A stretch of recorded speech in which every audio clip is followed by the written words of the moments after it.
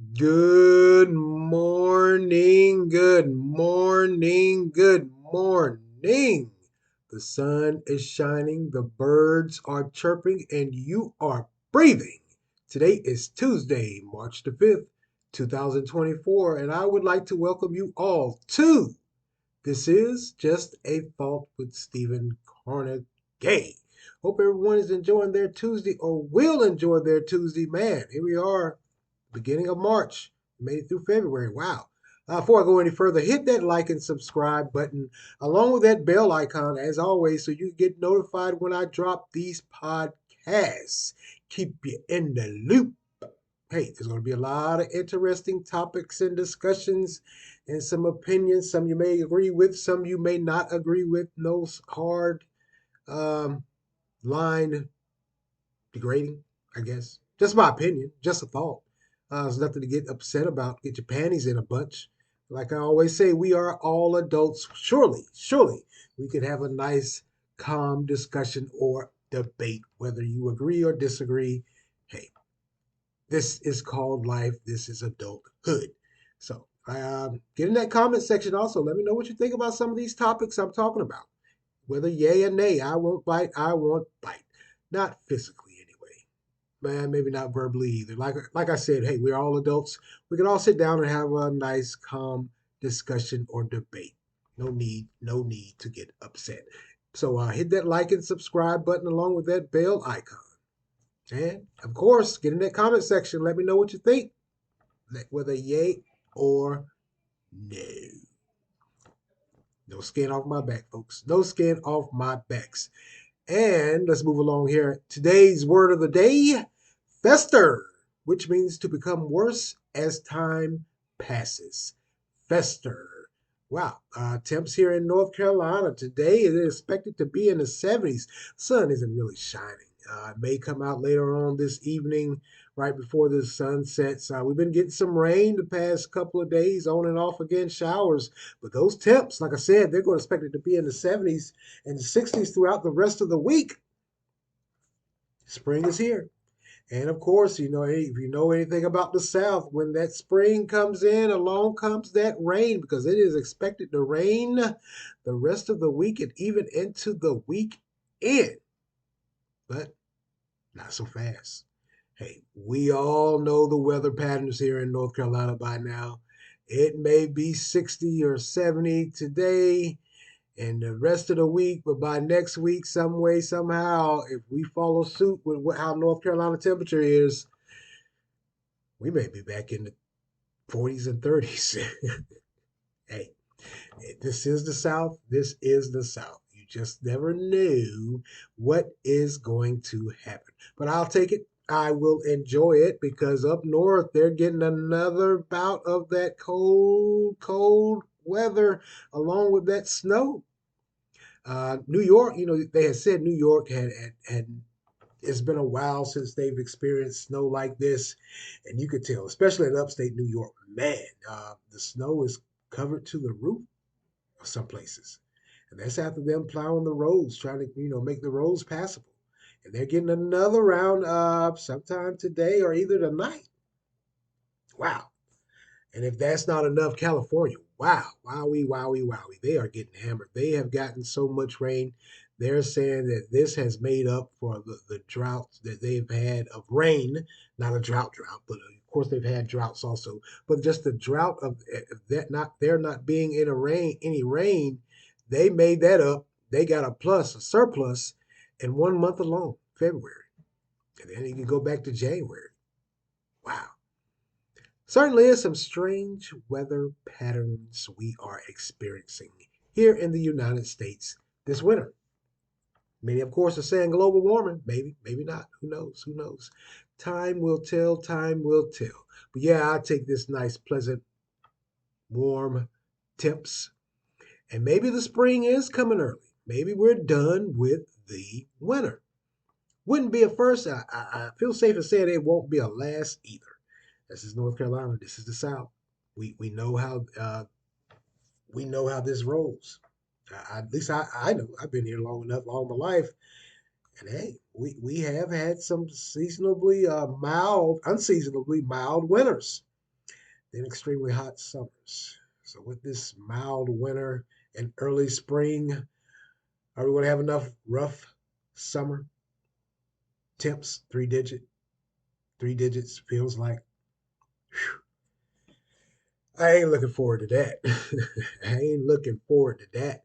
But yeah, we'll see what happens. We will see what happens, and I will be enjoying this warm weather. I think it's time for me to get back out and do a little bit of exercising, get myself back in shape. Just is.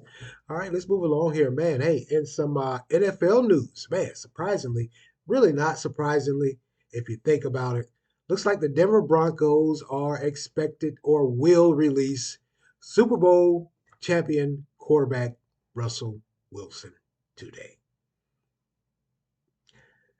This may be as a result. I mean, hey, they're releasing them, and hopefully they can save themselves some money, the organization some money, as they look for a new quarterback. Now, if you've been following the Denver Broncos since they got Russell Wilson, hell, even before they weren't that tough. That's the reason why they sought after Russell Wilson at the Seattle Seahawks. Let him go. Oh wow, excuse me. And of course, many were saying, "Hey, Russell Wilson's in Denver. They're back." It ain't look like that because he just looked out of sorts and out of place. Maybe he wasn't happy there. Apparently, wasn't too happy in Seattle either. But maybe he wasn't too happy there. Maybe he couldn't figure out the offense. But for whatever reason, he's been let go by the Denver Broncos. Wow. Maybe so. Hey, I know. Well, I really can't say, but he's a Super Bowl quarterback, and I would hope and I would think that many teams, no matter what, would look at least and say, "Hey, he's a Super Bowl quarterback. He has proven himself." Although ever since he won that Super Bowl years back, it hasn't looked too tough. Hmm. Maybe he will get picked up. Maybe he won't. Or maybe he'll just be X'd out and forgotten about, just like the Carolina Panthers' former quarterback, Cam Newton, who, by the way, got in a bit of a scuffle a week or so ago, oddly enough, at one of his own football camps between him and another coach. What in the world? I mean, this guy invests all his money and time into helping kids who love the sport of football, and you grown folks don't know how to act. Got in a scuffle, physical altercation. And it didn't look too physical to me. Look a little bit of one sided because he was handling multiple. Hey, if you know Cam Newton is a big man. He ain't no slouch. Uh, I can remember when he first came into the league. I can remember when he played football at Auburn. I was looking at him and I was saying to myself, man, this guy does not look like a quarterback. If he was a defense, I saw him at defensive end. If he was playing offense, tight end. That's how big he is, and that arm ain't no slouch, so it's powerful. But yeah, it didn't look like they were getting, or that coach and the rest of those that tried to jump in didn't look like they were getting too many blows off because he was manhandling, and he was not throwing punches; he was just throwing them off of him. Wow! I'm sure you guys have seen the video, him in his hat throwing people around like the Incredible Hulk. So I'm still not clear on that. That was just kind of odd and disgusting and despicable to me. I would think guy, a pro football quarterback, even though he hasn't played in years, devotes his time and money and energy because I'm sure he had to dump some money in there. I don't think any of those coaches had money to put in like he did. And he comes, and somehow, some way, he decided to test. Well, your test failed. Just did. Well, I'll keep you guys updated on that. I don't think there's any more to update personally as far as Cam Newton goes. But Russell Wilson, man, yeah, there is. There's a lot to update on that. I'm wondering where he is going to go. Hmm. We'll see. Maybe some NFL team will pick him up. There's a lot of teams out there that are in desperate need of quarterbacks. And hey, Russell Wilson, if he can figure it out and get himself together, get out of that slump, whatever it is, that once Super Bowl champ may return again. We'll see. We'll see. All right. Hey, today is, like I said, Tuesday, March the 5th. This is primary day in North Carolina and other states as well. Primary for the GOP, primary for the Democratic Party also, because there's some Democratic primaries that are taking place as well. And then you have multiple state elections. There's the Congress, House, judges, whatever, what have you. There's the state attorney general here in North Carolina. And wow, it's primary day. But it's not looking too good for Nikki Haley. The GOP presidential hopeful, or she hopes to get the nomination, but it's not looking too good for her. She has a dogfight on her hand. She did win Washington D.C. over the weekend. She did win the primary there, so that's her only win. That's it thus far. I mean, the day is still young. Maybe she can pull some things out in these other states. I don't think she's going. She's high. Well, President Trump is highly favored here in North Carolina, like many other states. Then there are some states that are still, like I don't know. Also, President Trump, he has won a major victory with the Supreme Court. Supreme Court ruled that the state, I believe it was Colorado, I'm sorry, Colorado, cannot take him off of the ballot, cannot remove him from the ballot. The Colorado State Supreme Court ruled sometime this year that they were going to take him off the ballot, but the United States Supreme Court has came down and said, no, you can't. And we're not ruling on it. So so if they're not ruling on it, I guess you guys have to put him back on the ballot. They said it's a state matter and it needs to be put to the test or the vote by the people. Hmm. So President Trump is he's feeling upbeat. He's feeling upbeat once again. So he's got at least one, I guess, somewhat victory. But hey, like I said, he's feeling upbeat. So we'll see what happens with that. But back to these primaries, especially with between him and Nikki Haley. Like I said, she has a dogfight on her hands. She's only won one primary, and she's down in the delegate count. I told you guys last week, President Trump, just in every state that he has won, he's been in double digits, while she has remained in single digits. But so that's the way this past weekend she won the district, I should say. I almost said state. Washington is not a district. I mean, it's not a state. It's a district.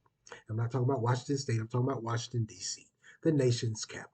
So she won that. So we'll see what happens. She was, along with President Trump, they both were here in North Carolina this weekend to garner some support. President Trump, of course, he was here. You know how he do. He did it, by the way, endorse Lieutenant Governor Mark Robinson, who is running for the governor of North Carolina against the state's Attorney General Josh Stein. Hmm. We'll see how that turns out. Mark Robinson's there's a lot of folks that don't really care for him because they say his rhetoric. He's an ultra conservative gun rights advocate, abortion. Of course, he's one of those that doesn't believe that in abortions. He has had problems with the LGBTQ community. Has had problems with the State Board of Education, in which he says that they're putting these LGBTQ books in school and it's thwarting our children's minds. So, that has led to many campaign ads. Well, all of this has been brought to the forefront, including what they say his bashing of women because of a statement he made where he said it's in the Bible, women aren't called to lead. Mm, mm, mm. So that has led to these campaign ads where they're bringing all this to the forefront. They don't want them in there. Most, of course, the Democrats and those members of those groups that I named and organizations, they want Attorney General Josh Stein. Hmm. All right. But the kicker for me was the comparison. He compared Lieutenant Governor Mark Robinson to Martin Luther King Jr. And don't get me wrong. Me personally, I like Lieutenant Governor Mark Robinson. I think he's one of those few politicians, if not the only politician here in North Carolina, that has stood 10 toes down on his beliefs, what he likes and doesn't like, what he will support and what he won't support. But I don't see the MLK Jr. comparison. I can't see it. Just can't. I just can't.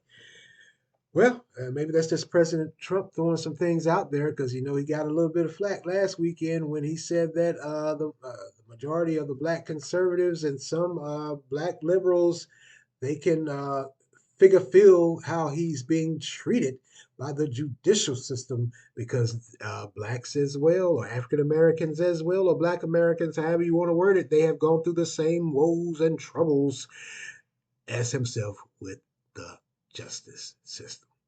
So maybe he just threw MLK out there. Like I said, I can't give you that, President Trump. I can't give you that. I don't see any comparison or likeness with Lieutenant Governor Mark Robinson and Martin Luther King Jr. I just don't.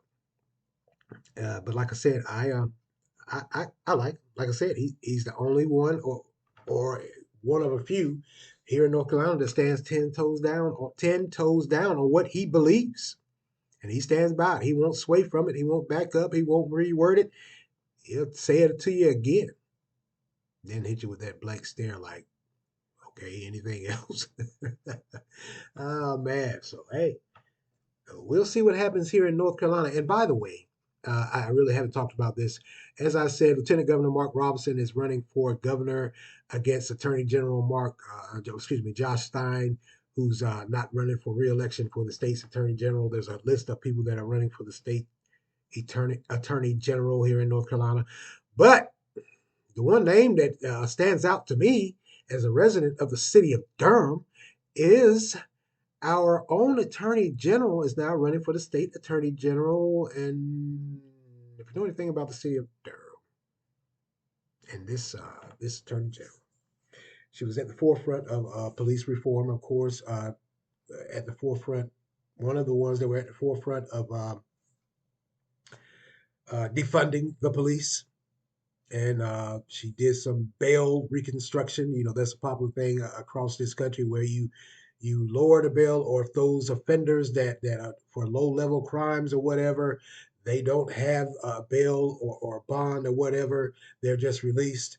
And I talked briefly about that as it relates to the illegal immigrants that have been released.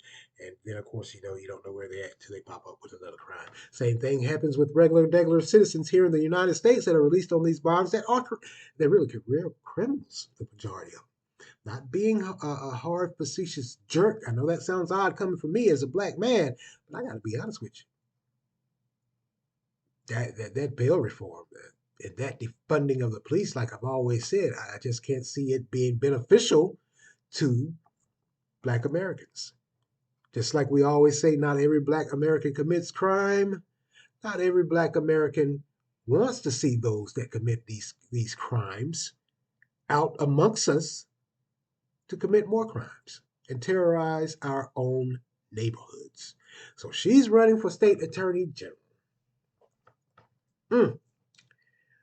Uh, I really haven't heard anything as to how she's faring. Maybe by the end of the night we'll find out. Hey, maybe she will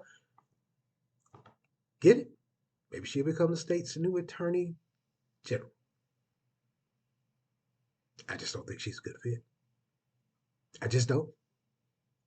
Um, like I said, she was attorney general here. I mean, the DA, I should say. I'm sorry, she was the DA here in Durham.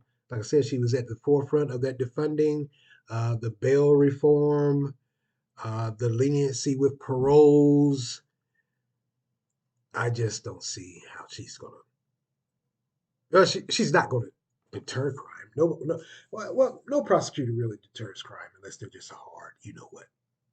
And she's. I got to be honest with you. Like I said, I know it sounds odd coming from me as a black male, and we are the ones that are mostly targeted and unfairly prosecuted and incarcerated. But my common sense kicks in and says no. I don't think she's a good fit. Not on the state level. Not on the state level. because hey, I got to be honest with you once again. There are a lot of people that commit crimes, and there are some that are unfairly targeted, and they get caught up in the system. They screw up one time, and certainly everyone deserves the benefit of the doubt. And then you have those, no, uh, heaven forbids she does go into the state level, and I'm sure she's done it here in Durham, and she releases someone, or because of her policies and beliefs or whatever, someone is released, and something tragic happens. Uh, that's a no for me as far as she goes. I wish her much success and luck because she has obviously has the gumption. She's going on the state level. Maybe she'll go on the national level at some point in time also. Time will tell. Time will tell. We will see. All right, let's move along here, man. Looks like an agreement has been reached finally between Kenya and Haiti after the Kenyan court said, "Wait a minute, we got to have a reciprocal agreement where I guess they have to give us something for our help." You know, like I told you weeks ago that Kenya is has vowed, and they're saying now that they have the approval as of Friday of last week, they are going to send 1,000 police officers to help with the security in Haiti.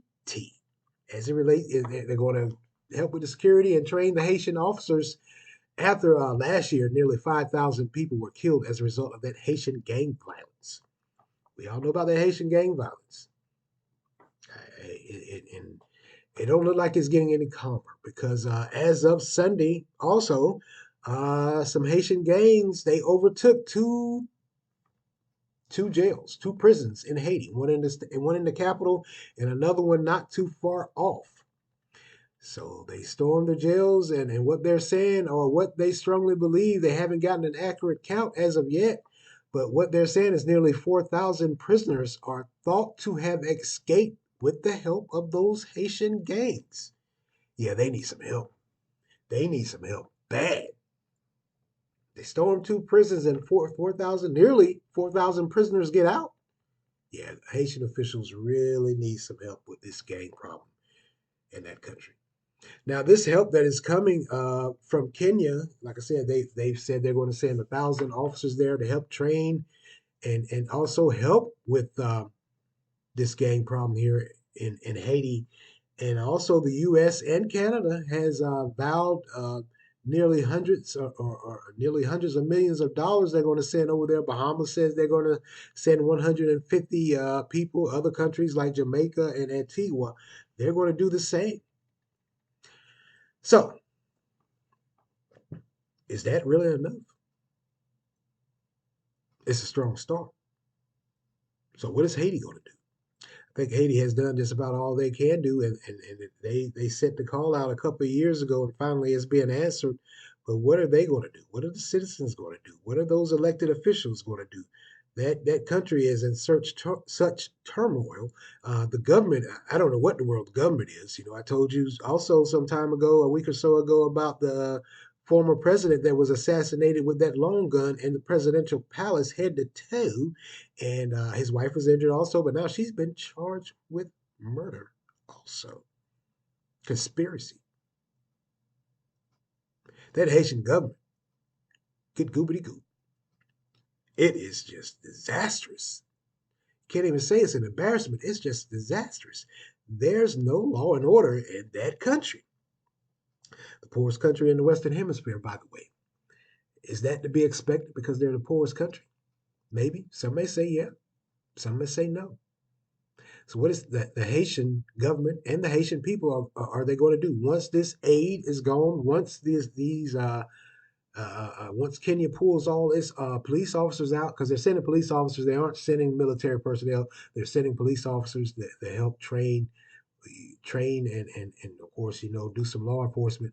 What are they going to do when they're gone? What are they going to do when 150 people from Bahamas are gone? What are they going to do when the Jamaican and the Antigua personnel are gone? What are they going to do when that U.S. and Canada hundreds of millions of dollars in financial support is gone? What are they going to do? Are they going to stand 10 toes down and handle their business? Or will they shake and fold? Time will tell. Time will tell. But, I was reading the article. some time ago, and I also read an article not too long ago also, where they interviewed the Haitian peoples, and the Haitian people were just fed up. At that point in time, some of the Haitian peoples were taking it to the gang members.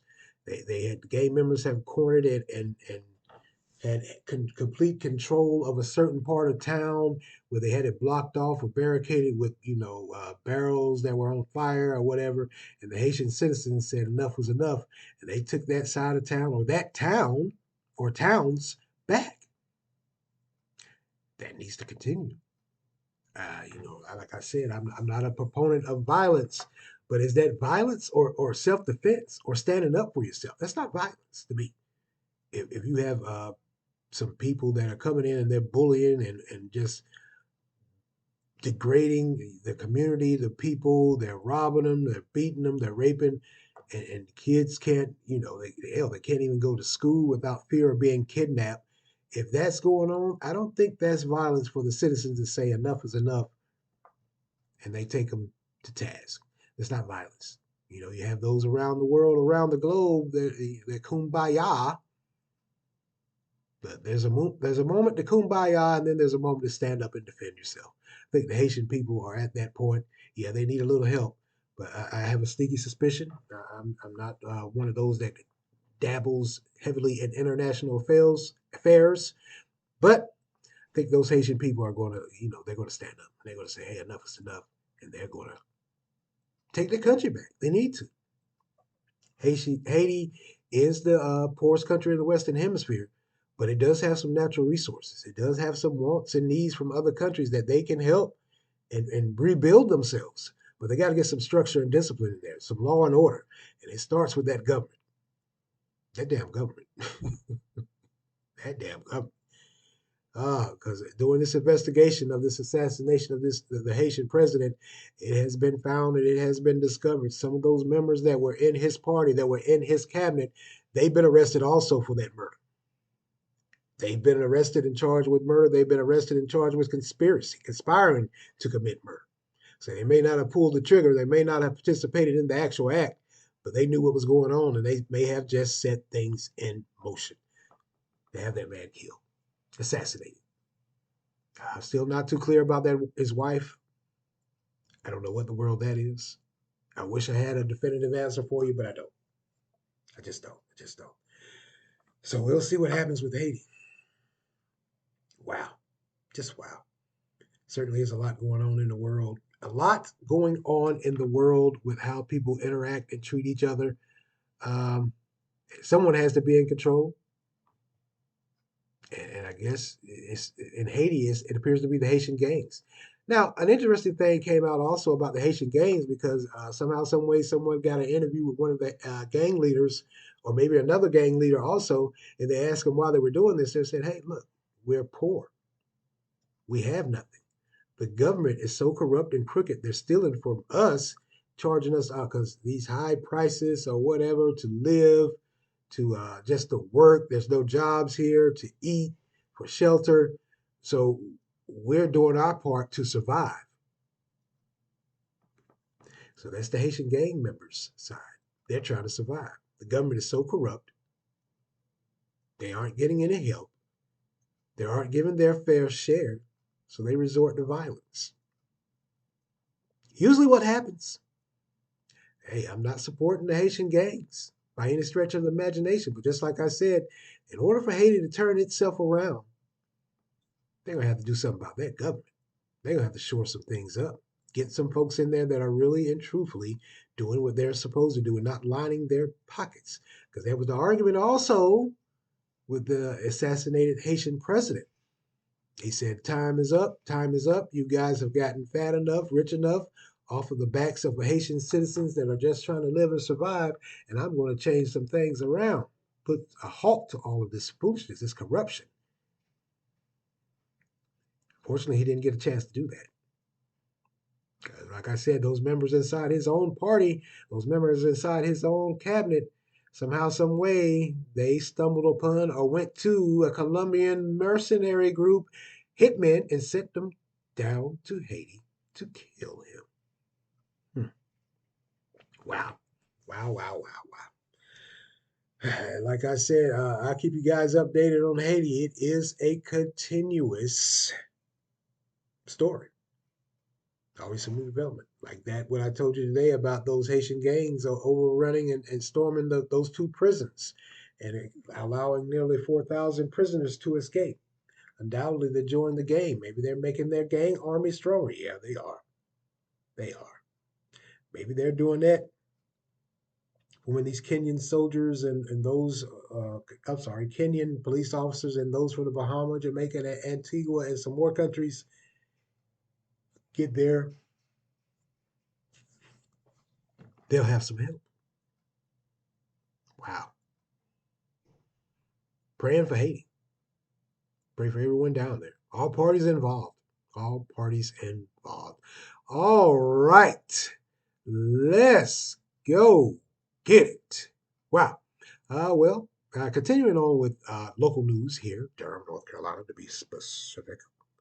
Looks like the Durham City Council last night has voted, and they're going to end the expensive, controversial, controversial shot spotter detection system. You know, that's the system that is being used and has been used, been used in quite a few places, and not just here in North Carolina, but throughout the country. And they're saying, hey, it works.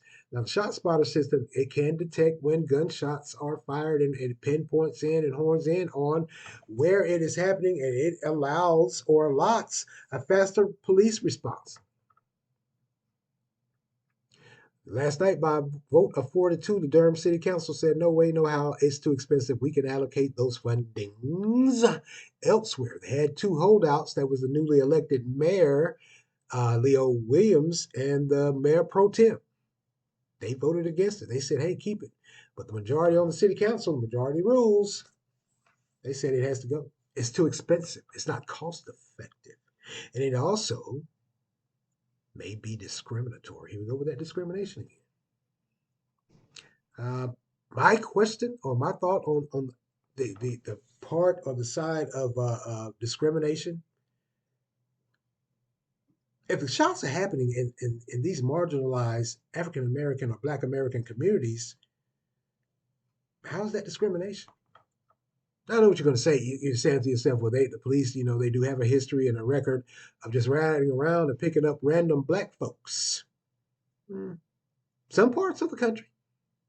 But if you got shots going off at 12 and 1 o'clock in the morning, chances are, I feel safe in saying, if the police roll up and some fools are out, those are the ones doing the shooting.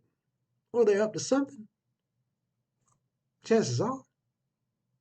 I know that sounds odd coming from me, but I mean, hey, we got to be honest with each other. Just like our parents used to tell us, after a certain time of night, ain't nothing good going on. You need to be in the house unless you're out there doing it with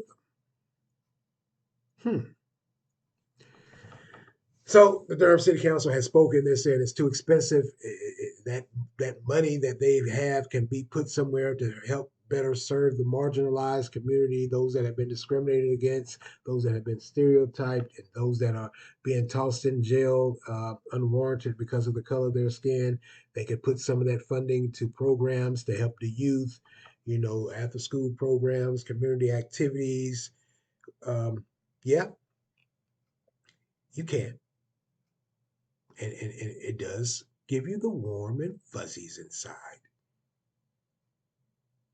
But my question again is, if these communities, how many of these people, folks in this community, how many Black Americans inside these communities want that help? There's not that big of a gap in between want and need. The ones that need it, I feel safe in saying they'll fight tooth and nail to find that help. The ones that don't want it or need it, they could care less. They're going to continue on doing what they do. I just don't see the mindset of this Durham City Council that with all that we have going on here in Durham, we hear the stories. A lot of folks are living the stories of this gun violence. And here you have a system in place, or could have a system in place, that many are saying in other parts of the country, even here in North Carolina, there's about two or three cities that have it, and they say, hey, it's a wonderful tool. The police chief also chimed in and she said, hey, it's a wonderful tool that is needed by my officers to help deter crime and get rid of this gun violence or bring it down to a certain point. But Durham City Council says no. Like I said, if these folks in these marginalized communities, and a lot of them support it, surprisingly, not surprisingly, they're regular citizens. They aren't the ones that are out committing these shootings. They aren't the ones that are out committing crime. They're trying to live life, and they're caught in the crossfire. I, uh, I think I've spoken enough about this Durham City Council and their effectiveness and how they conduct business, how they value citizens here in Durham. I see no value in removing this shot spotter system for those regular citizens that are out here just trying to live life and they're caught in this war zone. I just don't see how you are serving them. I don't see how you have a care about their welfare and well-being. I personally think, and I'm not sounding like a soundbite here, but I think you're all serving at your own personal agenda to further your careers. Because nothing in eliminating this shot spotter system, you say, is not cost effective, it's too expensive. There's a whole lot of things that you guys do in this city government and the city government everywhere where money is just being thrown around and nothing is said. Here you have one tool that it can quite possibly help a community and help them move forward, and you take it away because you say it's not cost effective. It's too expensive. I can't see it.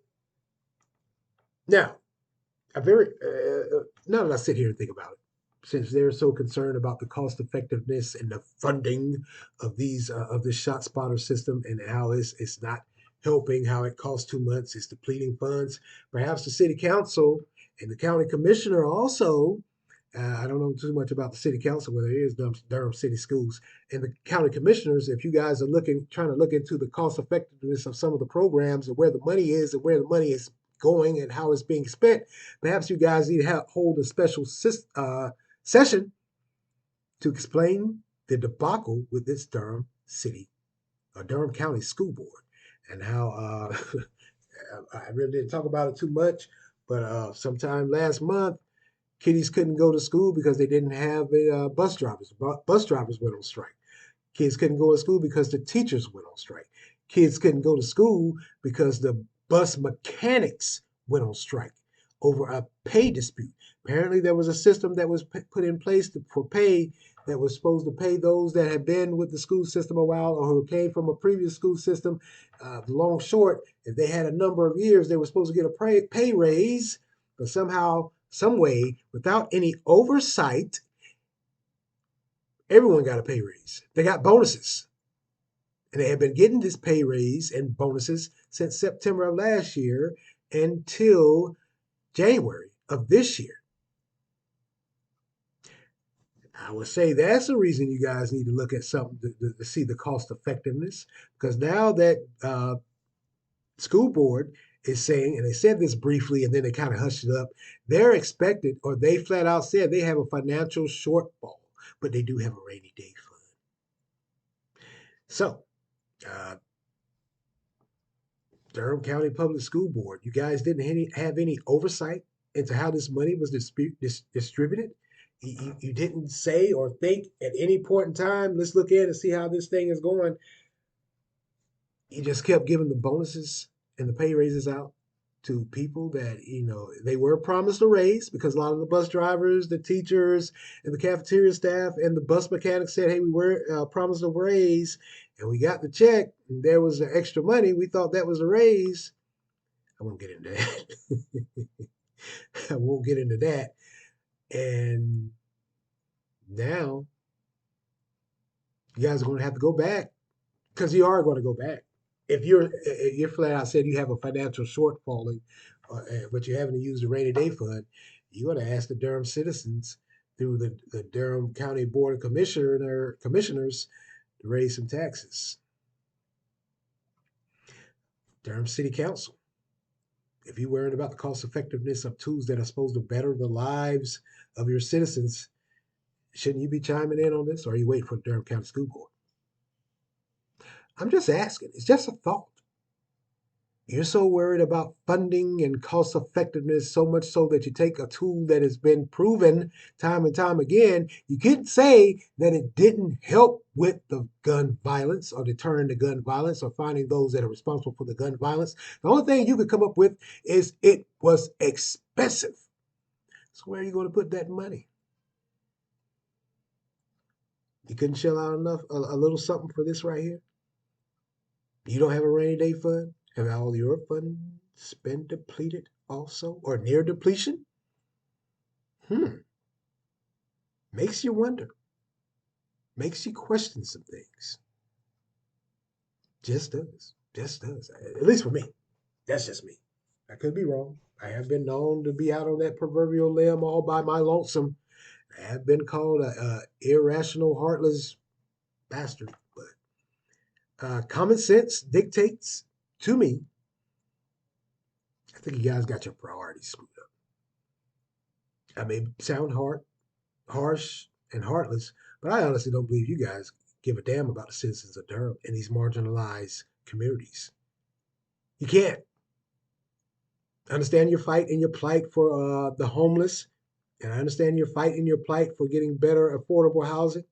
You got my support for that, but you ain't got my support for pulling this shot spotter system out and allocating the funds elsewhere. Just like you didn't have my support for defunding the police and refusing when a former police chief who's now in, I don't know why in the world she went there, who's now I believe she's in, what is it? It's not Nashville, some part of Tennessee, Memphis. Now she's in Memphis when she came before the board, the city council, and said, "Hey, I need some more police officers. The crime has risen. There's way too much. We're not paying them enough. They're leaving and going elsewhere." And you guys said no. How does that show those citizens in these marginalized communities that you care about them? That voted you in, by the way. How does that show them that you care about them? That you have their best interests at heart and mind? I may be a little slow, but it just doesn't. I'm sorry. I'm not even going to say sorry. Just doesn't.